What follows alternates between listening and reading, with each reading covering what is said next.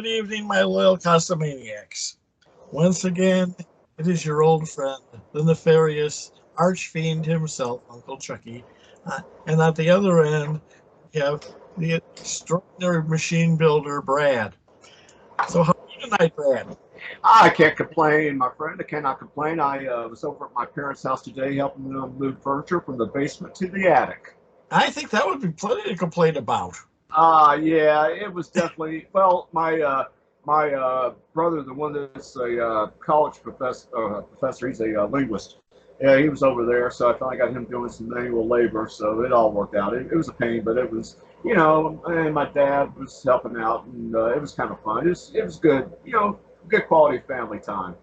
I But, suppose. I suppose. yeah, being unpaid slave labor. So, yeah. Yeah. So, I'm glad I don't have parents to worry about anymore. But oh, okay. of course, at my age, I better not. My God, they'd be 100. They'd be over 100. Oh man, yeah. I have a friend that lives over in Santa Cruz. I think I may have mentioned you met him. I think you talked to him a time or two. Nick, Yeah. the engineer. Yeah, his parents lived. I think his dad lived to like 97, and his mother lived to. She almost made it to 100. I think she was a couple months shy of being 100. And Yeah. and he told me because of that, with modern, medicines and that kind of thing, Nick is expecting to live to be 125. And yeah, I told him, hey, if you make it, man, more power to you. I'm going to try to do the same. So we'll see where it goes. But, yeah, what can I I say? do not want to live to be 125, not with this body. Well, the thing about it is, by the time you get to 80 or 90, most of your friends are going to be dead. That's Most. true. That's the other problem. It's like my grandparents. They lived well into their 90s. And by the time they died, everyone that knew them was dead. Yeah, yeah, exactly. I mean, you're kind of by yourself. I mean, you Yeah, make you're it. kind of, you've got this really empty funeral. I mean, you don't have all these people there to say the one day in your life when people are going to say good things about you, and there's nobody there to say good things about you. Yeah, I mean, the only good thing about getting that age is, especially if you're a guy, you're pretty much the stud at the local retirement home. Yeah, wonderful. Wonderful. What more can one look forward to in life? What, having relations with an 80-year-old woman or a No, 90-year-old? thank you. Oh, come on. At least they're experienced.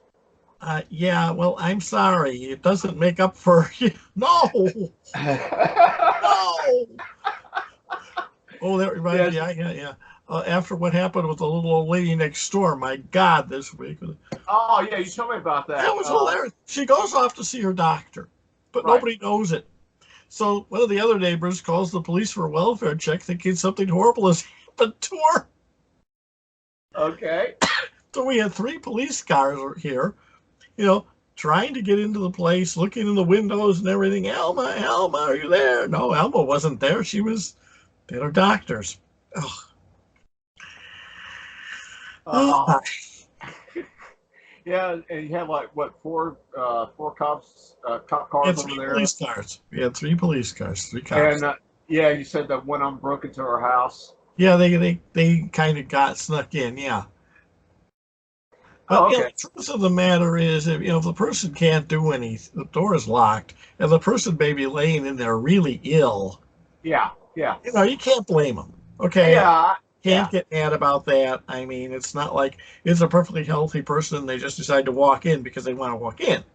Well, I mean, what if she had a meth lab or something going on in her bedroom? That could Uh, have been. been there for a meth lab. I mean, this woman gives hoarding a bad name.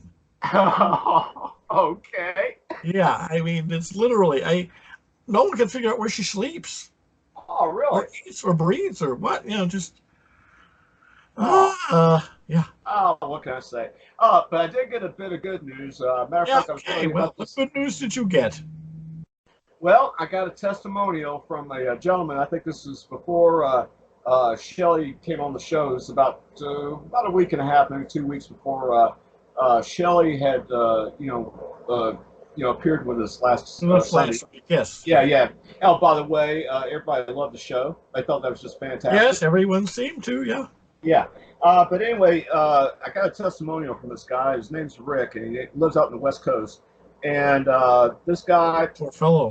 oh yeah, I know. Tell me about it. And the thing about it, he feels the same way about it as you and I do. But he sent me basically a letter here, and I was really impressed with this because I've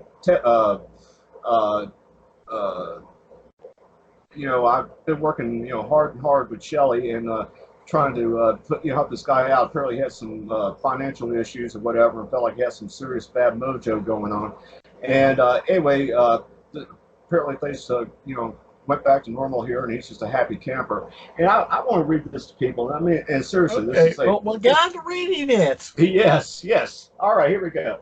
All right, he goes, hey, Mulder and Shelley, I hope you're both doing well. I want to share this testimonial with you because it was a large financial one for me, $12,000. As both of you know, I have had very bad financial luck personally with my business. This year especially, I accrued a lot of credit card debt just to put food on the table and keep the lights on, literally and figuratively. In addition to my already tough financial situation, I was the recipient of some serious spiritual attacks back in April. I'm self-employed, and the spiritual attacks resulted in my losing my only 2 clients. If that wasn't bad enough, one of my clients told me that he didn't want to pay me what he owed.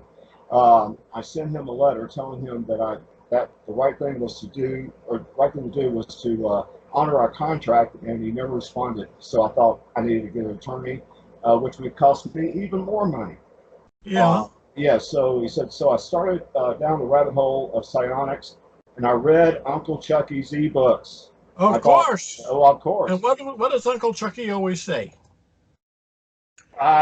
Get the money in advance. Get the money up front, because if they can find a way to cheat you, they will. Oh, yes. This is coming from a guy that depended on writing as an occupation. Yeah, I get it. I know the feeling. Oh, yeah. But anyway, said read Uncle Chuckie's ebooks. I bought the wishing machine in late April and bought Shelley's money potion, and also got her to do some special magic work about a couple of weeks ago. I got my wishing machine from Mulder at the end of April, and I got Shelley's money potion and her magic work a couple of weeks ago. So, much to my surprise, last Friday, which would have been 2 or 3 days ago, last Friday, I received out of the blue the full payment from my client. I don't know how this stuff works, and I don't care. I'm going to keep working with you guys and getting results. And I thought, yes.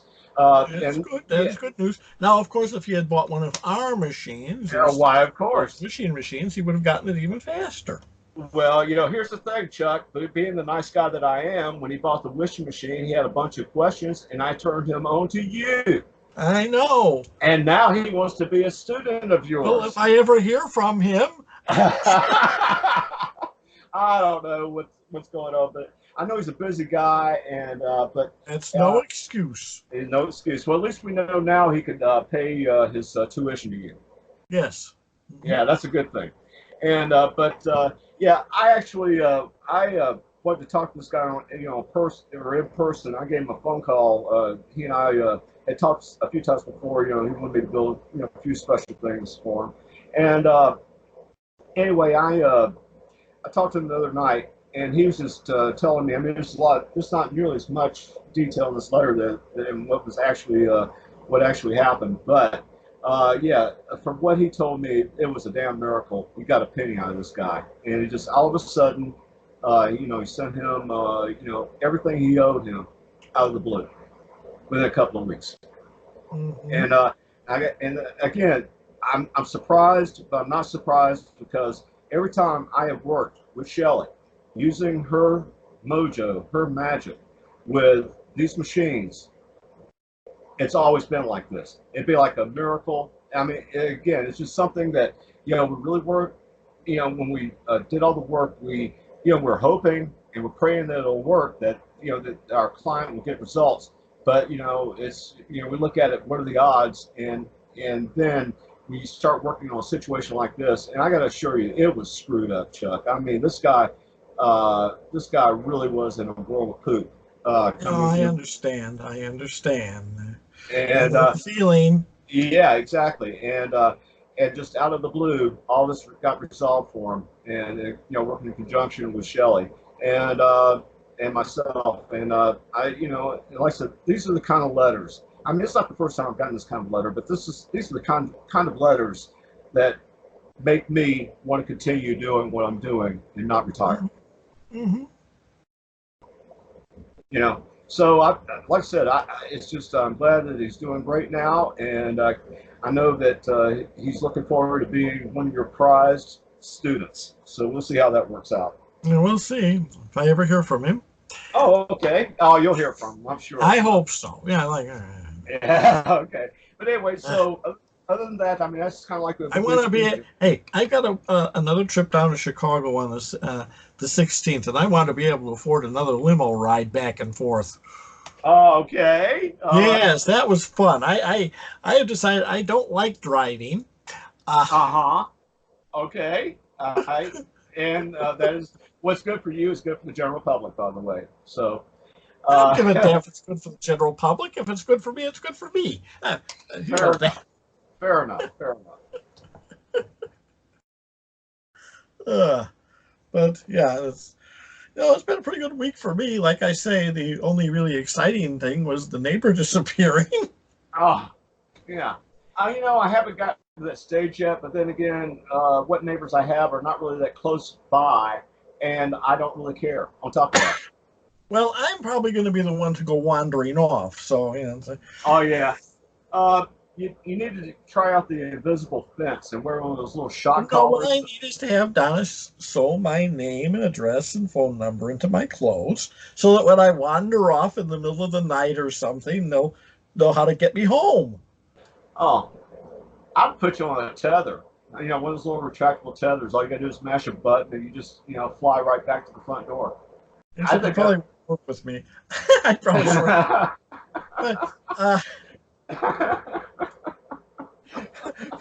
but that is the running joke about me. I think I remember that. You're going to just have to sew my name and address into my clothes because I can't remember anything anymore. Oh, jeez. Oh, man. Forget my head if it weren't glued on. Oh, man. Really getting to that age? I tell you, I got something. You're 70 next month. Yeah, I'm getting that age. Hey, I know people that are older than you that they're sharp as a tack. I do too, but I'm not one of them. Oh, okay. I'll tell you what you need to try. This is another thing. I talked to you about carbon 60, which yes. I gotta say, continuously my hair is getting darker, and my I've just noticed a lot of physical improvements. But that's beside the point. Another thing I'm using right now is called choline, spelled CHOLINE, and I've been using this stuff for almost 8 months. And I tell you, Chuck, basically what choline is, it is the thing that the neurons use to fire inside the brain. And I was turned on to this by a buddy of mine, Nick, the guy I was talking about, Silicon Valley. He told me that these guys, they live on these things. And so after I started taking this stuff, in about 2-3 weeks, I started noticing that my short-term memory had drastically improved, and I started remembering the names of people from like 40, 50 years ago. And I'd long forgotten about them, and then I can remember them. I can remember what they looked like, their names. I'm not sure if I want to remember people from. Well, I apparently I hung around a different crowd than you did. They actually liked me. But anyway, like them. I don't know. It's like.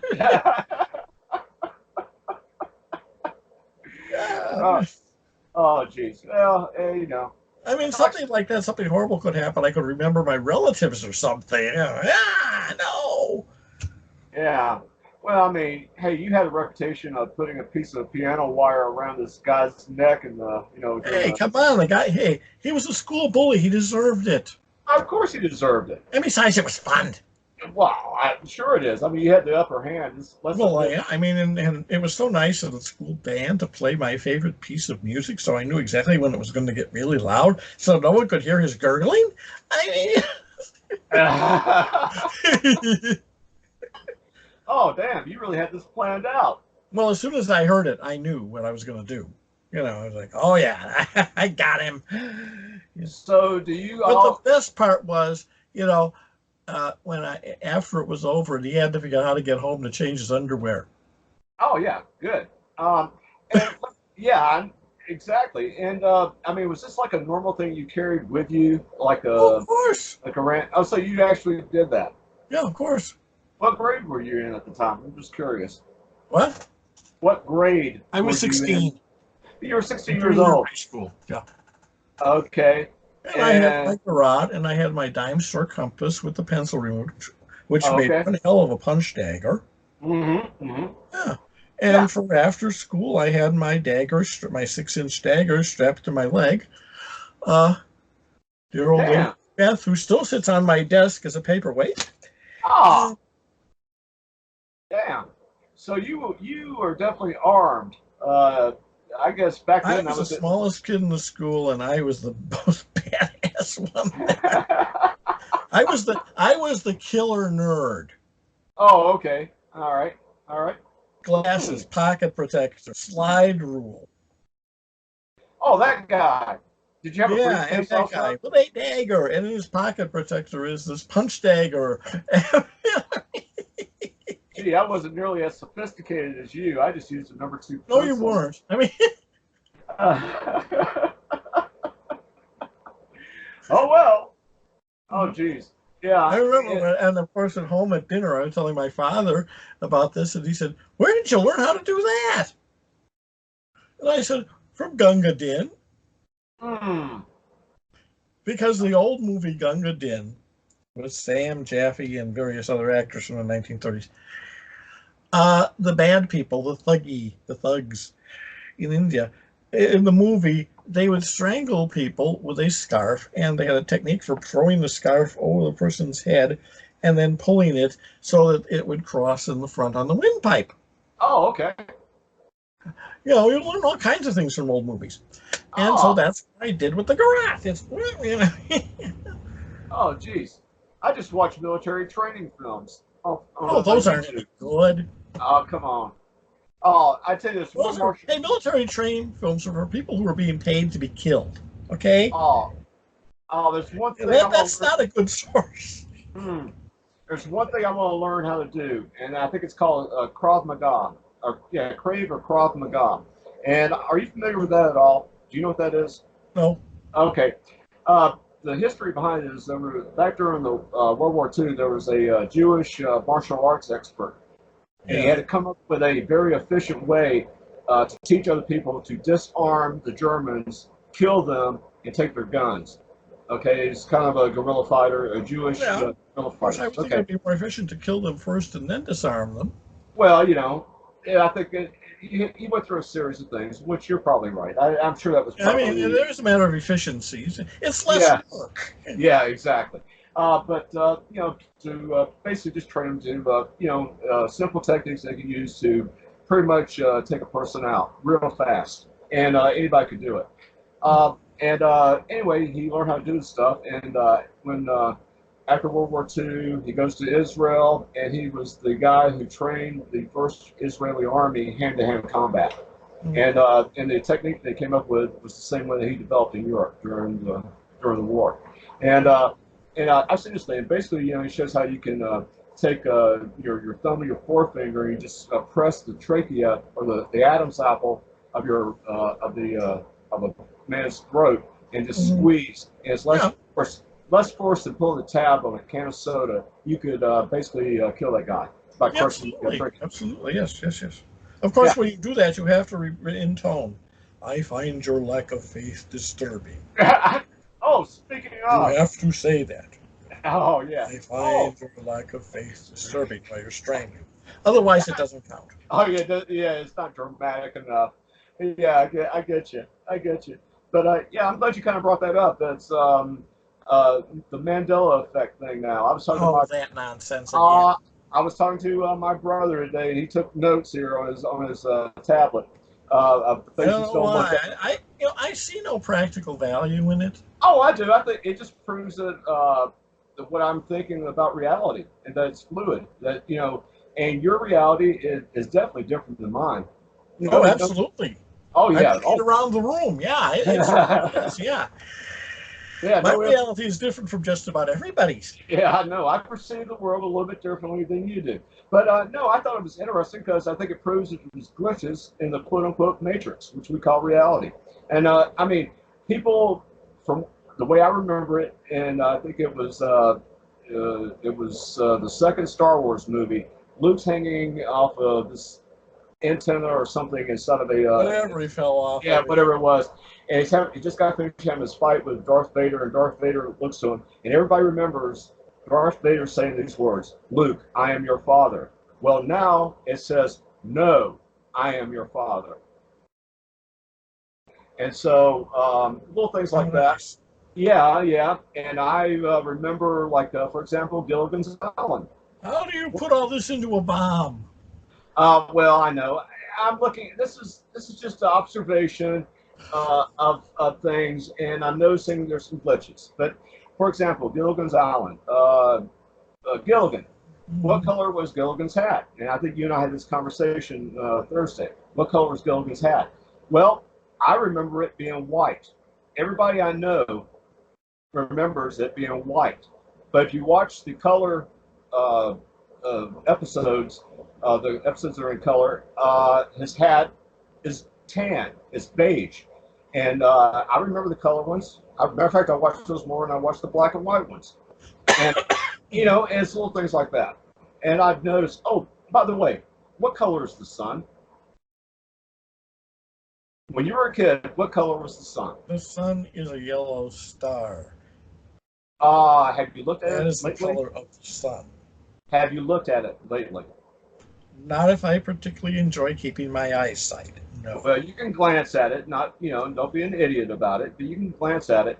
The sun's white. As a matter of fact, it's been white for a Yeah, couple of it's years. gonna. You know why the sun is gonna be white when you look at it? It You know used to be why? yellow. It used to be like a golden yellow, but go ahead. It's the angle you look. It's the angle the sun is at when you look at it. Okay. Because you're seeing it first of all for it's being all the stuff in the air. That was one of That's the why we have a excuses. sky that's blue, even though it isn't. Okay, and the sun angle determines how bright it is when the light is hitting your retina. When the sun is at the right angle and you look at it, and you wish you hadn't, it's white because, frankly, it is so bright it washes out everything. I have glanced at the sun at different places in the country. I And have, if it's turned, and you've seen it red, you've seen it white, you've seen no, it yellow, you've seen it purple. I mean, it all I depends. consistently, during the day when I've looked at the sun, it was white. Every time it was white. Why are But you I going out remember, no, but I remember, no ifs, ands, or buts. When I was a kid, and Okay. this is even in my 30s and my 40s. When I looked at the sun, it was always a yellow or a golden yellow. I'm just saying, just throwing it out there. I know to you it's not that big of a deal, but to me, it's just an observation I find interesting. Okay, that's nice. Okay, all right, well, hey, that's just me. What the hell? When Oh I yes, look into the sky, I see the sky, some funny kind of yellow. Yeah, okay, wake up, yeah, Chuck. yeah, yeah. I Uh, mean, yeah, hey, you're sitting there talking to a psychologist. A friend of yours is a psych. I've known this person for years before I, ever had this conversation with him, and and we're sitting there discussing South America, and he gets on a website with a globe, not a map, a globe, okay, a rotating globe, and that's nice. He's looking where South America is. He's saying, I don't remember it like that. It was Because further I to the do. west. It's funny that you do. Correct. I do. I do not. I've always known South America from little tiny kid on that South America and West Africa are really close. You're not in your reality, Chuck. I mean, you're not. There's no right or answer to this. there's no right or wrong answer to any of this. I'm just saying. I mean, this is, this is one of these things I've always known. Um, and so the idea that somebody would not see it that way strikes me as, well, extraordinarily odd. Well, and again, people I've talked to, these people are not idiots. They're among the best in their fields. Some of them are retired, what have you, but these people are sharp. None of them are what I would call a moron by any sense of the imagination. And they all are agreeing with me, and they're thinking, what the hell? I'll give you another example, Chuck. The human heart. When I was a kid, when I was younger, the human heart, half of its mass was left to the sternum. Basically, the left half of the sternum held or protected the right half of the human heart, if that makes sense. Now, I will confess I never paid much attention. My knowledge of the human heart came from a Bell Science film called Hemo the Great. Oh, okay. All right. Okay, with the bald-headed guy and the glasses, and he's talking. Yes, exactly. The folks I remember movies. Hey, they were brand new when I was a little kid. Okay, yeah, made them. I saw them. They were great. I mean, I still find that I found a few online. Oh yeah, I remember that guy. I liked it. Actually, I liked those. I thought they were pretty good. But now, if you look at the human heart, the way it is now, it is directly center of the chest. In other words, center mass of the heart goes directly in line with the spinal column. And I was talking to my CIA buddy, and he says, I have personally been at 50 autopsies. He said, I helped perform autopsies. And I remember, when I looked at the human heart, it was left of center of the sternum. Yeah, he said, I remember that. He said, our hearts are moving. How very interesting. The heart, yes. And it goes back to at one time, the universal blood type was O positive. Now it's O negative. And everybody remembers it as being O negative. Yeah, exactly. So I'm just saying there's little glitches. What do you mean? I'm drinking the wrong blood type. Yeah. So I'm just telling you. In Transylvania, this is the right blood type. Stop this nonsense. You are going to kill all the vampires in the world. Yeah. Well, I'm just saying there's glitches. There's glitches in this reality. There are things that are not what I remember them being. And, hey, am I the brightest bulb in the pack? Hell no. Not by any sense of the imagination. But, I know what I know. I've always wondered, how did this happen? And, whatever. And I did some research on this, and I think it may have something to do with quantum computers. Of all things. Quantum computers. Quantum computers, yes. Computers. Yes, yeah. One of the top guys, one of the top manufacturers of quantum computers, and anybody can look this up. I mean, I'm not making this up. Anybody can look this. Get on YouTube and find these videos. His name is Gordy Rose. I believe Gordy Rose.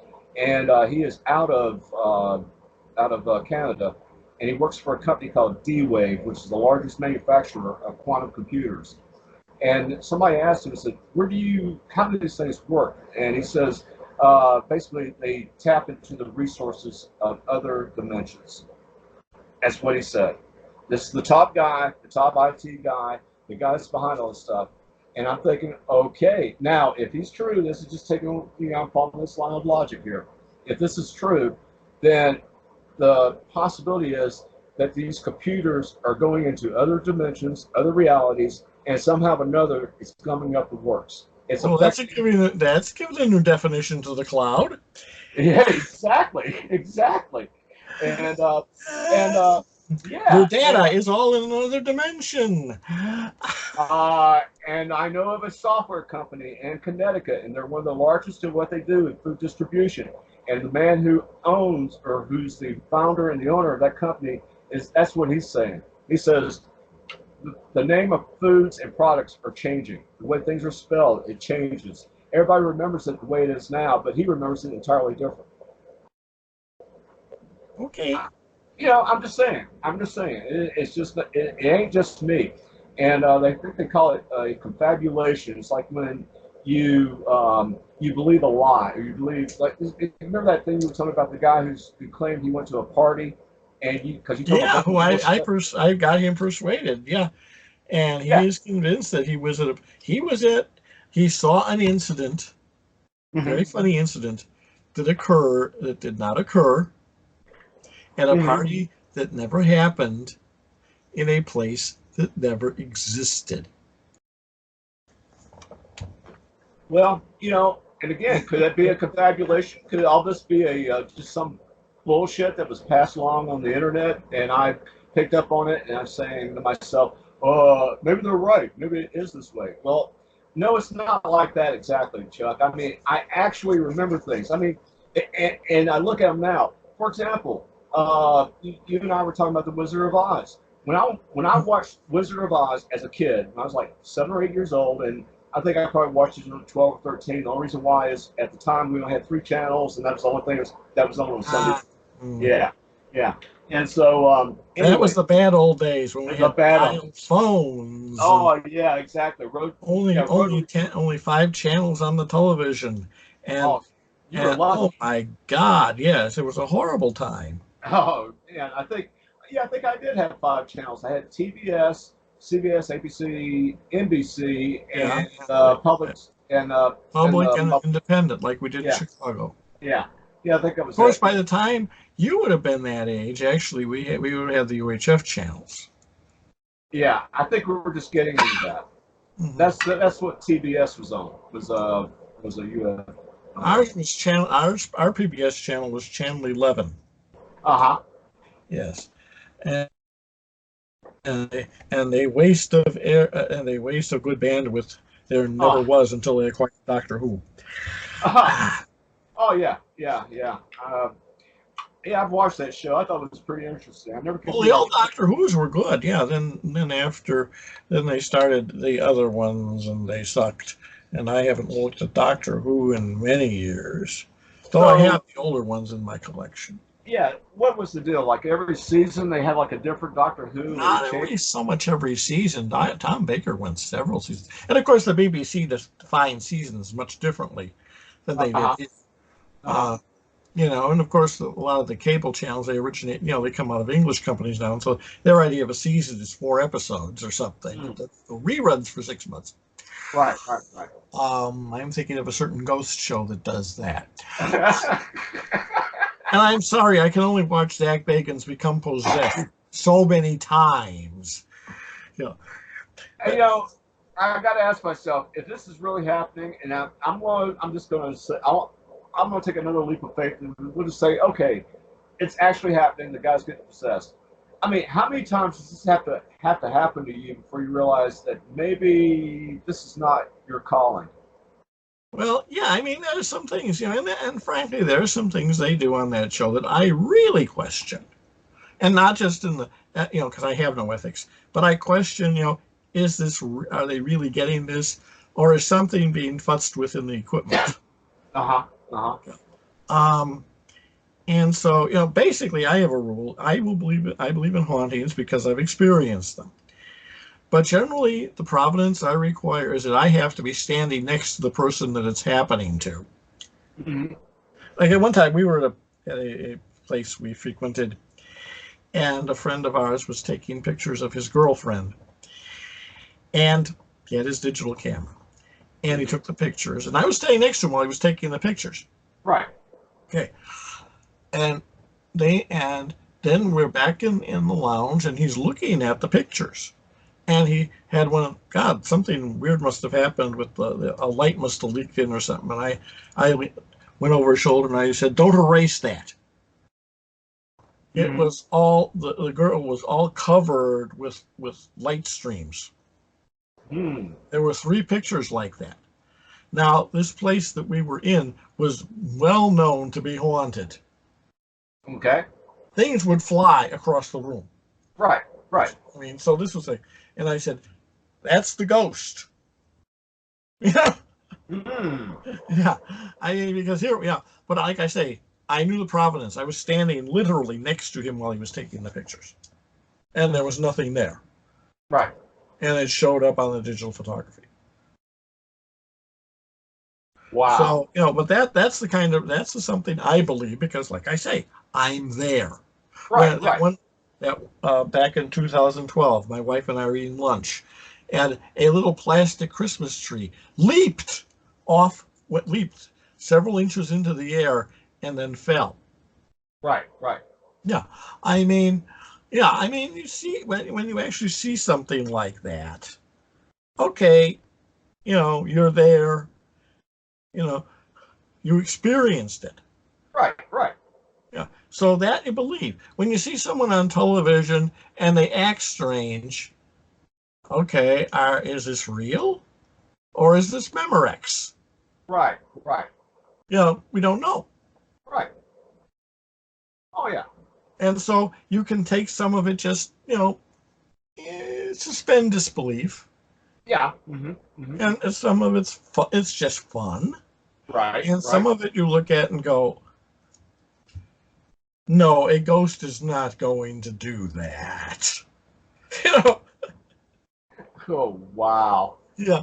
I mean, so, you have to kind of, you have to take these things with this big block of salt that they have for cattle. Okay. Right, right. Exactly.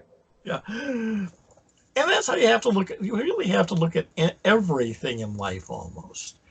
Uh, you have to approach it like I knew about radionics for 10 years before I built a box. Right. That's about like I was the same way. I mean, when I first encountered it, I said, this is ridiculous. Mm-hmm. Mm-hmm. This is ridiculous. Yep, yep. And then I just got more and more, I kept encountering it. Okay, I got curious and say, and then I started tinkering with the ideas. I said, okay, I see how this can work. I'll Okay. build one and see what happens. Mm-hmm. Mm-hmm. Mhm. Oh yeah. I mean, I got my start. I think it was Art Bell. He was talking to Preston Nichols, and a caller calls in and asked about the wishing machine in the book "Mind Machines You Can Build" Yeah, with absolutely. G. Harry Yeah. Stein. Yeah, and Stein apparently you machine. Yeah. helped. Yeah, apparently you were involved in the writing of that book. Is that correct? Well, sort of peripherally. I mean, what happened was Llewellyn had published my books, my first two books, Mm-hmm. Mm-hmm. and my phone, my phone rang.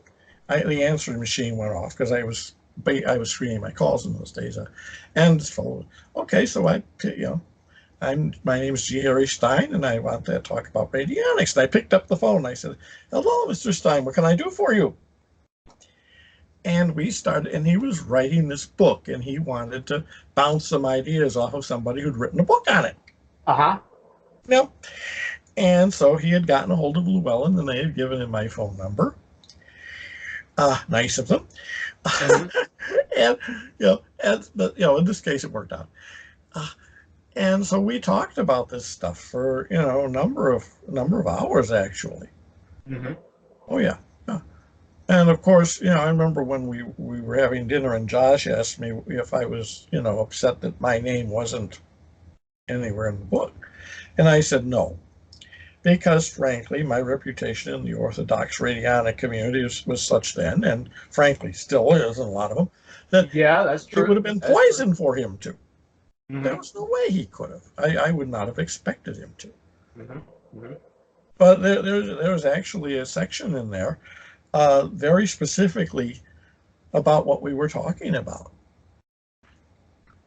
And so, yeah, Yeah, and it was his book, but I did have a few words, yeah, and well, I mean, and again, that book is what inspired me and I to will get. tell you, if I had read that book before I had written mine, my books wouldn't have been written. Yeah, I mean, that thing's a classic. It's a very, very, very good book. And he is the first person to actually explain a symbolic Hieronymus machine. Yeah, I've actually done one Because of them. before Mm-hmm. then, what you had this kind of weird diagram created by John W. Campbell Jr., the science fiction writer, Right. and John Campbell Jr. And he wrote, and there was no explanation of what any of those things meant. There was just this diagram. Right. And there was no way of knowing, what is this and what is that and what is this circle in the middle here and what the Right. hell is this thing? Right. It meant nothing, uh, at least to an untrained eye like mine. And when Stein put out his book, he explained, you can tell what all of this is. Right. But, in the Stein book, there is an excellent example of how belief influences radionics. Right. Because he wrote, every once in a while, he would have to redraw the battery. I remember that. Yeah. And I remember reading that, I'm laughing my head off. Right. What the hell? I mean, I talked to the guy. I thought he was pretty sane. I mean, this guy was an actual rocket scientist, if memory serves. I mean, he was a true PhD. He was a genuine rocket scientist. Yes, he was the real thing. And but it was so funny. They had to because his belief system required that the battery be recharged. Right. Oh yeah. And again, I mean, that book was brilliant. And it's because of that book, the word radionics, it always fascinated me. And I looked into it, and I got to admit, Chuck, when I kind of thumbed through the book, I just thought, this is a bunch of bullshit, And I really did think that. And I had that book. I guess my daughter had been 3. So I've had that book almost 25 years now. Yeah, I know. Yeah. I remember when it came out. Yeah, so when I got that book, I kind of gave it away to a couple people, and they kept on giving it back to me. They just said, by the way, here's this book, and I even had the thing up in the trunk of my car for a couple of years. I just, it was just one of those things where it was just there. And when Josh did his webinar concerning the wishing machine, and I saw that, and matter of fact, he opened up the wishing machine that he got from some guy back in the mid-90s, and he opened it up, or he showed a picture of it. It had that very same pattern for the Hieronymus, the virtual Hieronymus machine, and it had wires tied into that pattern. And he said it worked. I mean, it's not as good as our stuff. They do work. Yeah, I mean, but again, it's not as good as what we do, but it worked. I mean, it's a simple machine. I mean, it's as simple as it gets. Exactly. I mean, and hell, we even paid homage to Harry Stein. We even sell one of his machines. And that is our wishing machine is a Stein wishing machine. It's based on his design. Yes. Yeah, exactly. It's the exact same thing. Because as soon as I got his book, I basically took I have this ancient battery operated amplifier. Right. I've had since like 1961. It was a little battery operated tape recorder. Well, the tape recorder functions long since, by then, but the amplifier still works. It still works. It's solid state. It's never going to die. Right. And so what I did was I took that little amplifier. I made the plate thing, plugged that into the input. And plugged what you had as the antenna, just basically a ordinary patch cable into the ground, into the output. Turned it on and let fly. Yeah. Oh yeah. I mean, so that's yeah. Oh yeah. Essentially, like I say, our wishing machine is based on his. That's why I call it the Stein wishing machine. Oh yeah. I even built one of the Hieronymus machine that they had in there. I actually built a real one.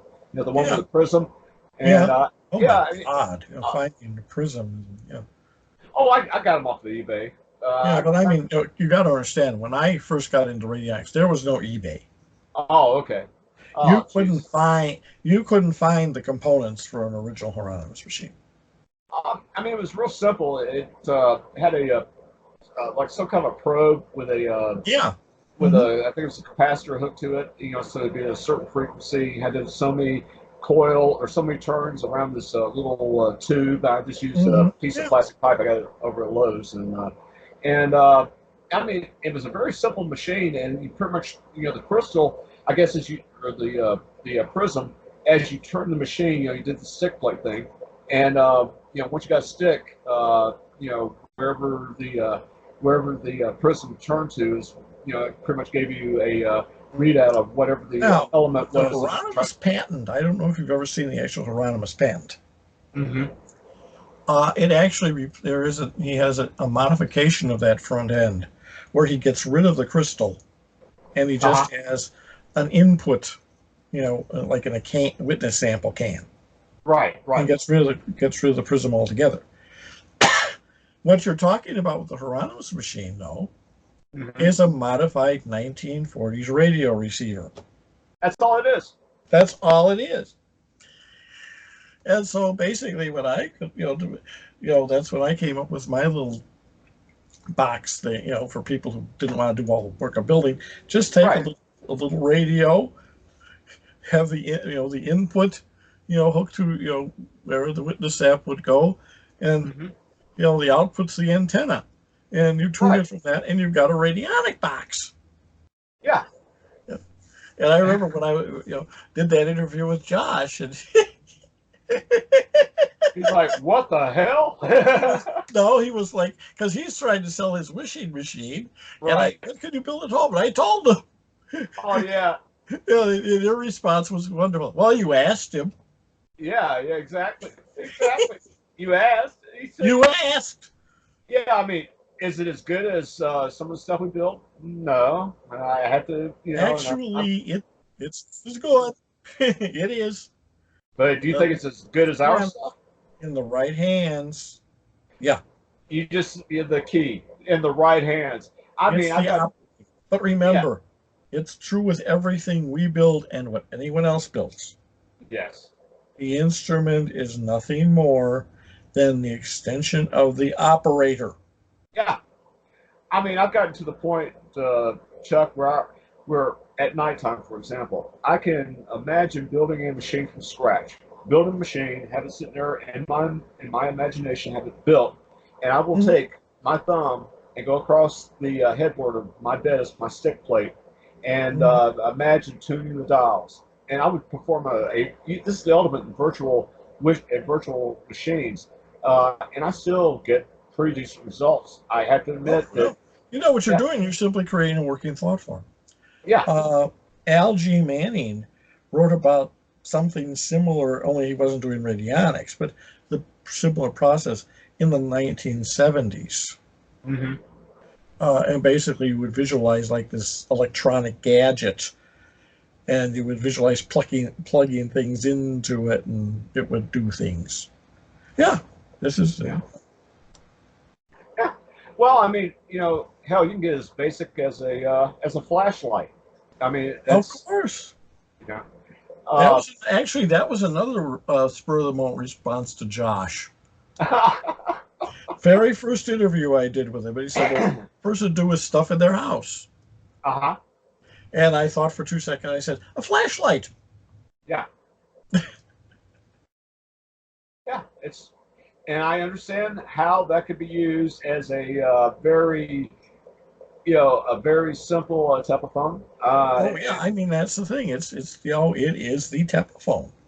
The transpired description of a telephone is essentially a glorified slide projector of the period, a magic lamp. Right. A flashlight will do the same thing. Exactly. I mean, back in 1975, I was using, and I still have it packed away, a Star Trek ray gun. Oh, I think a flashlight built in that projected a little silhouette. You would take this tube and put over it and drop a component in, and it was a silhouette on the wall of a spaceship or something. Well, I replaced that silhouette with a sigil, and I would aim that at a picture of my target. Yeah. I mean, so this is stuff that's been around forever, at least as far as I can see. 1975 was what, 44 years ago? Oh yeah. Oh, I mean, I've seen machines that were built in the Middle East. I think you probably know which one I'm talking about. They have multiple dials on the thing. Oh yeah, back in the Middle Ages, yeah. Yeah, I mean, and I don't know what the. I thought that thing came out of the Middle East, like around Saudi Yeah. Arabia or something. Yeah, Yeah. actually Egypt, I believe. Yeah, it's Oh, okay. medieval Arabic, and it has the astrological things and all that. Yeah. I mean, I was looking at it, and the first thing that popped in my mind, that could be used as a radionics Oh machine. yeah, And absolutely. I remember back in the '90s when I heard about that. Yeah, and the first person asked, "Was this an ancient radionic device?" I said, "Yes." But we go back to the ancient Greeks.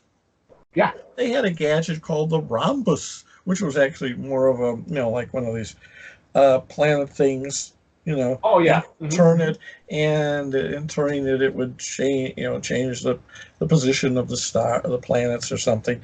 right. And of course, they used it to change people's, they changed their astrological functioning. Ah, So they changed their birth sky. interesting. Yes. That is a And that goes yeah. back to ancient Greece. I mean, that's no different. There's no different between that and me using a world map for a target. Absolutely no difference at all. I mean, it's just incredible the kind of things. People You don't know, realize how old these ideas are. yeah, The exactly. Romans did dowsing with a ring, and they put the letters around a table, and hmm they held the ring over it, and then the ring would spell out the answer. You know, Oh, Ouija board. basically, that's the Romans. Oh shit. I mean, we're talking 2,000 years. My Yeah, God. I mean, this stuff is not new. The only thing that's new is the fact that we have the concept of dials and electronics, Right. and that's the only thing that is new. Right. Right. I mean, they assume that the Antikythera mechanism was for calculating position of the ship or Okay. whatever. Right. Maybe it was for influencing things around the ship. That's a strong possibility. We don't know. I don't know if it's true. I'm inclined to doubt it, but it would be an interesting idea. hmm Oh yeah. And and for example, I think you and I discussed before. My buddy David Longley, the Centero. He, he's a professional artist, and he drew up a couple of these. I didn't know what to call it, either a pattern or a grid. I said, "Is this a grid? I mean, is this a proper term I could use for this?" He said, "Yeah, as good as any." And so, and anyway, and I've incorporated that his quote unquote his grids with radionics, and real simple, just even got everything set up for dials and integrating these patterns with uh, with the radionic technology, with the Of using the course. dials and the amplifiers. And I'm anxious to see the end results of this stuff. He's an interesting guy. I think you find him, he and his partner in crime, Fran. I mean, those two, they're a hoot. And I think he would just be one heck of a guy we could probably talk to in the future Oh, I about think it would be about the interesting. stuff. Oh yeah, yeah. He's a real honest God Centero. Um, and just one heck of a good guy. And I think he might be of interest to the public here. And even some of our listeners are familiar with this gentleman already, and they know what he can do. And he's got the magic, he's got the mojo. And another person I'm interested. I've been getting into this stuff because it fascinates me is tarot cards. I don't personally do this kind of thing. I don't even own a deck of them, Oh, you but should. They're yeah, cool. yeah, I like the designs on them. I like I don't know which version it is from the 1911 or something. It's like You're the old talking one. the Rider Waite deck. Oh yeah, I like that. It looks Mhm. like it's sort of like a comic book in a weird kind of way. Yeah, And I yeah, like it. I mean, that's my favorite deck. hmm I use tarot cards as transmittal witnesses. oh yeah, yeah, yeah.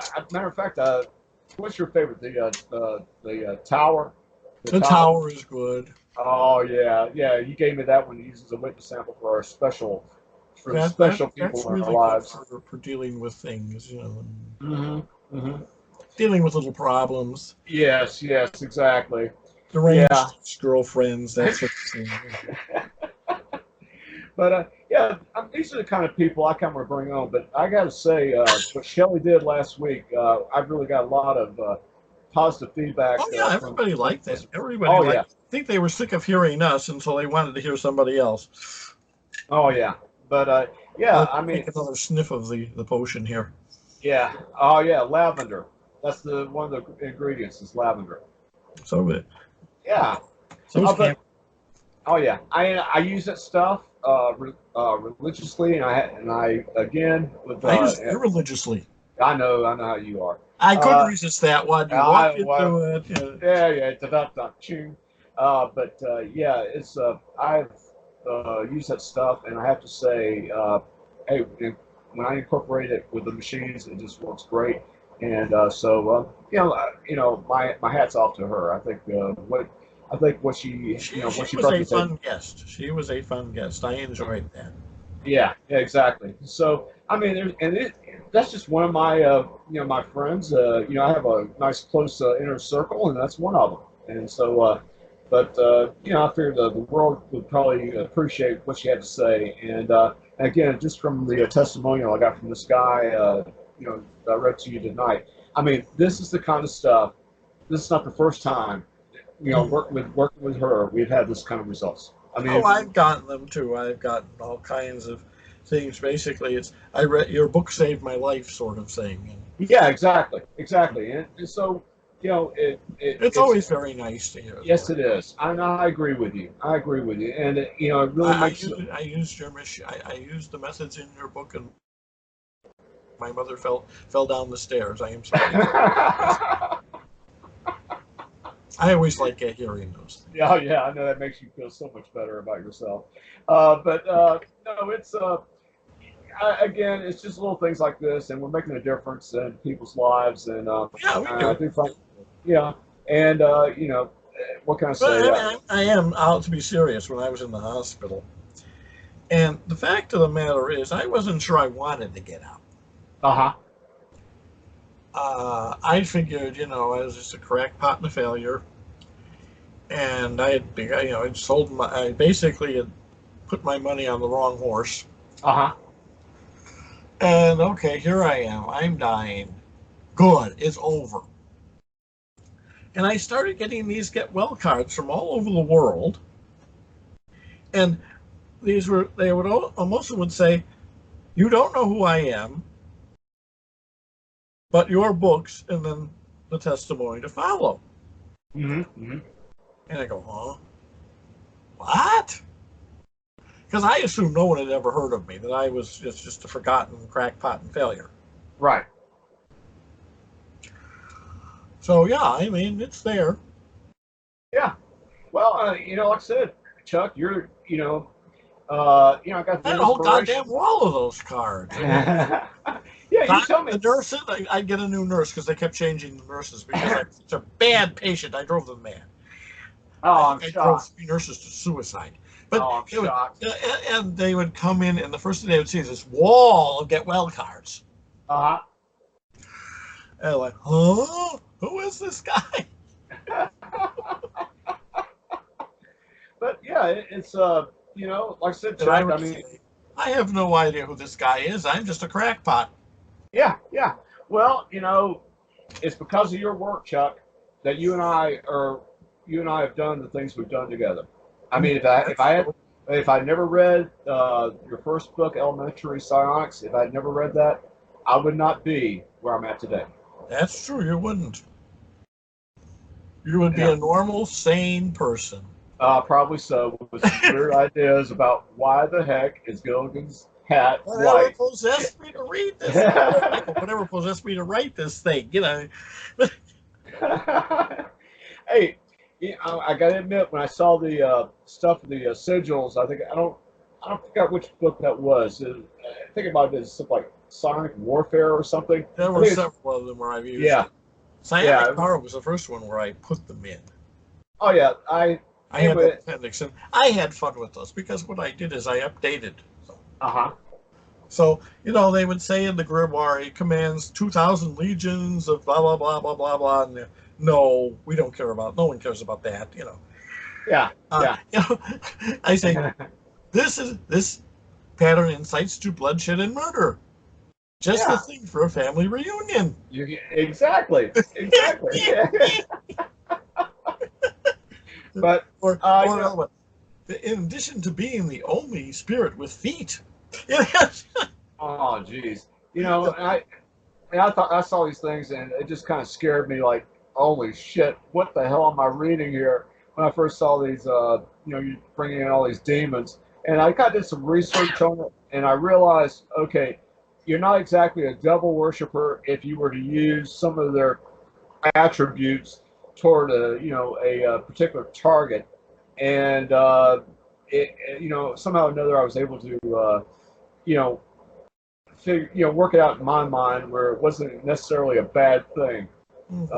And so after that, I got over the initial shock of seeing these things. You had to engage in some sort of self-justification process. Yes, I did. That's exactly what I had to do. And I decided, well, there are some people that deserve this kind of thing. And after that, I just let it go. I just said, what the heck? Let's go ahead and try it out. And I have to say that some of the targets I have used some of these sigils, at along with a special little cocktail of my own, my own imagination here. Yeah, I was able to really create some nice results, and I would say that there's no borders of this stuff. I assure you, ladies and gentlemen, there are no borders. Distance does not make any difference when it comes to these machines. Time and space make no difference. Yes, it is the damnedest thing. All right, my friend. Well, it looks like we've been on here for about an hour now, and yeah, a little over an hour. Yeah. Well, by now everybody's falling asleep. So well, of course, as always. But yeah, let's. I'm. If you're interested, and if the audience is interested, I'd love to bring on some more of these. I think it'd be fun. Yeah, and I'm gonna. If I'm interested, they will be interested. Yes. It's not give them a choice in the matter. Yeah, well, this card reader, her name is Carissa Hartley, and she's famous. She's been on Coast to Coast and all this stuff. And I have to say, I tried this out basically as an experiment, just to see what would happen, and just to see how good she was. And I have to say, Chuck, she's batting 1,000. She's batting 1,000. I'll have her do a week, and damn if she's not like on target. It is one of the strangest things I've ever seen. And I am convinced she has a real talent. And I'm anxious to get her on the air and have her do a reading for you on the air. Oh, my God. I think that'd be fun. I'm sure it would be, yes. The world will hold its breath. All right, well, I'll tell you what, this is going to be a special little side project for me. And also I'm going to talk to David and his sidekick, Fran, and see if they, might be interested in coming up here sometime and have him, tell. How are we gonna figure? We had no trouble figuring out how to get 3 people on. What the hell are we gonna do with 4? Oh man, I think 4 should be almost as easy as 3. Okay, we'll find out. I'll handle that part. All right. Okay, I'll let you worry about it. Yeah. Anyway. Yes. Good night, ladies and gentlemen. Okay, people. It's been another Chuck and Brad show. And we will see you probably next week, or you will be listening to us probably next week again. All right, and so I will be closing in 1, 2, 3. Good night, folks.